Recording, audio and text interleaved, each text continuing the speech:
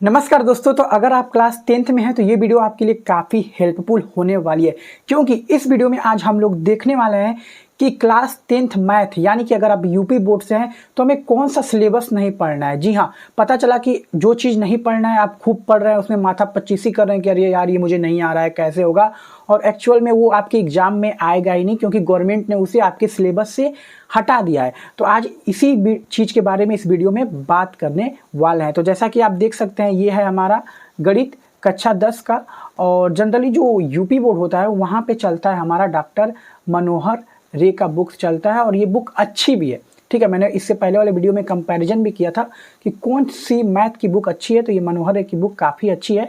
मतलब बहुत सारा इसमें जो क्वेश्चंस हैं एनसीईआरटी के दिए हुए हैं, प्लस कुछ और अच्छे अच्छे क्वेश्चन दिए हैं। तो अगर आप मैथ पढ़िएगा अभी क्लास 10th की तो इसी बुक से पढ़िएगा, दिस बुक इज़ बेस्ट।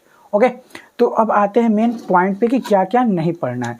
तो अगर बात किया जाए हम लोग यहाँ पे, ठीक है, अगर यहाँ पे हम लोग देख लें तो देखिए यहाँ पे आपको लिखा हुआ है साफ साफ शब्दों में कि कक्षा 10, ठीक है, यहाँ पे देखिए कक्षा 10 गणित विषय की यह पुस्तक पूर्ण रूपेण एनसीईआरटी के संशोधित पाठ्यक्रम अनुसार वर्ष 2023-24 के अनुसार तैयार की गई है। मतलब जो एनसीईआरटी के जो हमारा संशोधित हुआ है कि क्या पढ़ना है क्या नहीं पढ़ना है उसके अनुसार, और ये यहाँ पे 2023-24 के लिए कह रहा है, लेकिन अगर आपका जो सेशन है 2024-25 के लिए भी चलेगा तो उसमें भी अभी यही फॉलो होगा।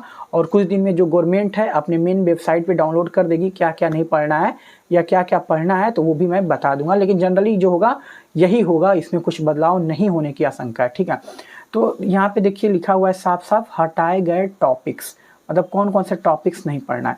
तो अगर चैप्टर का बात करें तो संख्या पद्धति में आपको क्या नहीं पढ़ना है, यूक्लिड विभाजन विधि। तो बहुत सारे लड़कों को यूक्लिड विभाजन विधि नहीं आना है तो खुश हो जाइए, मतलब नहीं आता है तो खुश हो जाइए, अब आपको ये पढ़ना ही नहीं है। और नेक्स्ट क्या है, परिमेय संख्याओं और उसके दशमलव प्रसारों का पुनर्भ्रमण, मतलब परिमेय संख्या में दशमलव प्रसार वाले क्वेश्चंस होते हैं, वो भी चीज़ आपको नहीं पढ़नी है, तो ये नहीं पढ़ना है। आप कट मार्क मार दीजिएगा अपने बुक में कि भैया इसको हमको नहीं पढ़ना है। नेक्स्ट बात करें, दूसरा हमारा है तो बहुपद है। ठीक है, बहुपद यानी कि पॉलिनोमियल, और पॉलिनोमियल में आपको क्या नहीं पढ़ना है, बहुपदों के लिए विभाजन एल्गोरिथम। ठीक है, मतलब बहुपदों का भाग कैसे होता है उस पर बहुत सारे क्वेश्चंस हैं, तो ये सारे क्वेश्चंस आपको नहीं पढ़ना है। तो आप क्या करिएगा, आपने जो भी बुक पढ़ रहे हैं, ये बुक है तो आप वहाँ पे क्रॉस का निशान लगा दीजिएगा कि ये हमें टॉपिक्स नहीं पढ़ना है। पता चला फालतू में पढ़ रहे हैं और आपका आगे यूज ही नहीं होने वाला है। ठीक, अब नीचे आते हैं तीसरा चैप्टर। तीसरा चैप्टर जो हमारा है वो है दो चर वाले रैखिक समीकरण।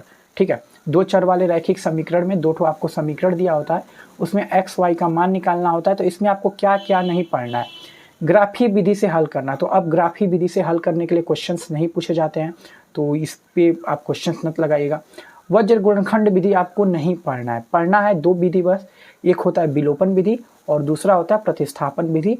तो इन दोनों को पढ़िएगा अच्छे से, वज्र गुणनखंड विधि नहीं पढ़ना है। तीसरा क्या नहीं पढ़ना है, इसमें दो चरों के रैखिक समीकरण के युग्मों में बदले जा सकने वाले समीकरण, मतलब ये भी एक टॉपिक है, तो इससे भी रिलेटेड क्वेश्चंस को आपको नहीं पढ़ना है। नेक्स्ट आइए, अगर बात करें लेशन द्विघात समीकरण का, तो जो द्विघात समीकरण है, द्विघात समीकरण को पूर्ण वर्ग बनाकर हल करना। आपको बोलेगा इस द्विघात समीकरण को पूर्ण वर्ग बनाकर हल करिए, तो ये भी आपको नहीं पढ़ना है। नेक्स्ट है हमारा त्रिभुज। तो त्रिभुज में आपको समरूप त्रिभुजों के क्षेत्रफल, ठीक है, मतलब समरूपता से जितने क्वेश्चन हो क्षेत्रफल से, वो नहीं पढ़ना है आपको। प्लस पाइथागोरस प्रमेय आपको नहीं पढ़ना है, लेकिन मेरे ख्याल से तो पाइथागोरस प्रमेय होना चाहिए, क्योंकि पाइथागोरस प्रमेय बहुत इंपॉर्टेंट होता है आगे आने वाले एग्जामिनेशन के लिए भी। ठीक है, तो ये आप अलग से अपने टीचर से या खुद से पढ़ सकते हैं कहीं से भी। नेक्स्ट आइए, निर्देशांक ज्यामिति। तो निर्देशांक ज्यामिति में आपको बात किया जाए तो त्रिभुज का क्षेत्रफल यहाँ पे दिखा रहा है कि आपको नहीं पढ़ना है। ठीक है, तो जबकि त्रिभुज का क्षेत्रफल एक इंपॉर्टेंट टॉपिक है, लेकिन इस बार निकाल चुका है तो उसमें कुछ नहीं कर सकते। आप अलग से जरूर इसको पढ़ लीजिएगा अपना सिलेबस खत्म होने के बाद, या जब 10th का एग्जाम खत्म कर लेंगे, जो छुट्टियां होंगी, तो ये सब चीज़ें कवर कर लीजिएगा। जैसे पाइथागोरस प्रमेय और त्रिभुज का क्षेत्रफल के बहुत फार्मूले होते हैं, वो सारी चीज़ आप क्लियर जरूर कर लीजिएगा। नेक्स्ट आइए, त्रिकोणमिति का परिचय।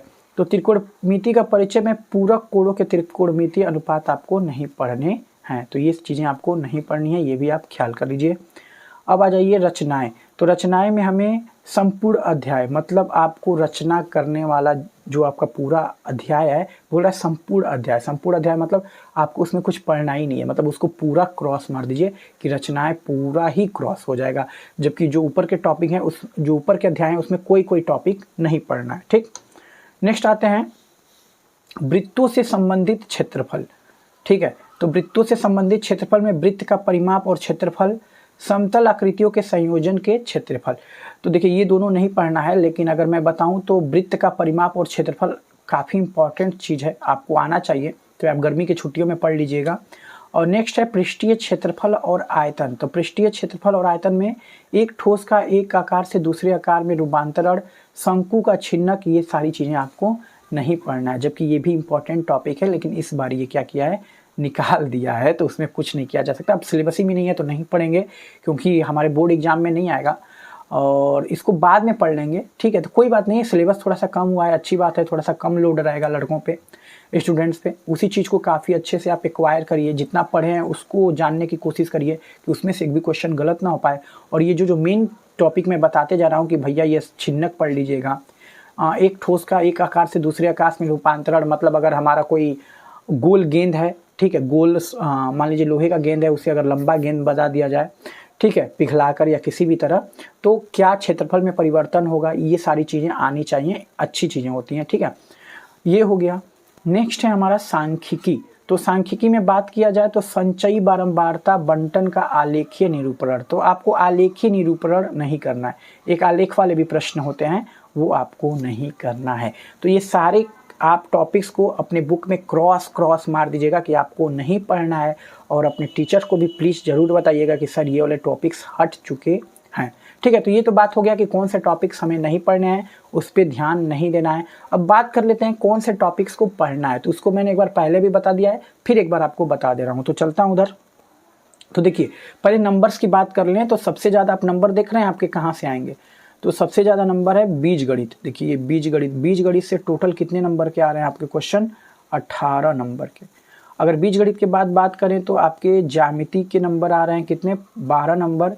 और ज्यामिति से बाद आपको त्रिकोणमिति से 15 नंबर, और उसके बाद सांख्यिकी तथा प्रायिकता से 10 नंबर आपको क्वेश्चन मिलेंगे। मेंसुरेशन से आपको 8 नंबर के क्वेश्चन मिलेंगे, और संख्या पद्धति से 5, और निर्देशांक ज्यामिति से 5। मतलब सबसे ज़्यादा आपको, मतलब मैक्सिमम आपको सीखने वाली जो चीज़ें हैं वो है आपका बीजगणित। ठीक है, ये बीजगणित, और उसके बाद आपका ज्यामिति, त्रिकोणमिति, क्योंकि इससे ज़्यादा नंबर के आते हैं। मतलब इसको अच्छे से पढ़ना है, मन लगा के पढ़ना। ठीक है, और ज़्यादा कुछ होता नहीं है, वैसे भी मैं वीडियोस डालता रहता हूँ, अगर आप वो भी देखेंगे तो आपको चीज़ें आ जाएंगी। तो यहाँ पे आप देख सकते हैं इकाई 1 में आपको क्या क्या पढ़ना है, तो आप वहाँ से टिक लगा दीजिएगा। मैं इसको बता नहीं रहा हूँ ताकि नहीं तो वीडियो लंबा हो जाएगा। इकाई 2 में देख लीजिए क्या क्या चीज़ है, इसको आप वीडियो रोक कर देख लीजिएगा क्या क्या पढ़ना है। इकाई 3 में ये चीज़ें आपको पढ़नी है। ठीक है, सारा चीज़ लिखा हुआ है। इकाई 4 में ये सारी चीज़ें लिखनी है, पढ़नी है। इकाई 5 में त्रिकोणमिति का परिचय, त्रिकोणमितीय सर्व समीकरण आपको पढ़नी है। इकाई 6 में मेंसुरेशन में वृत्तों से संबंधित क्षेत्रफल, पृष्ठीय क्षेत्रफल और आयतन आपको पढ़ना है। और इकाई 7 में आपको सांख्यिकी तथा प्रायिकता में, ये आप सांख्यिकी और प्रायिकता में कुछ लिखा हुआ है, माध्य, माध्यिका, बहुलक, और ये सारी चीज़ें आपको पढ़ना है। ये तो प्रोजेक्ट कार्य है, इससे नहीं मतलब है। तो ये सारी चीज़ें आपको पढ़नी थी और ऊपर वाली चीज़ें आपको नहीं पढ़नी थी। तो फ्रेंड्स, थैंक्स फॉर वाचिंग। अगर वीडियो अच्छा लगा तो ज़रूर लाइक करें और अपने दोस्तों के साथ शेयर करें, ताकि उन्हें भी पता हो सके कि क्या पढ़ना है क्या नहीं पढ़ना है।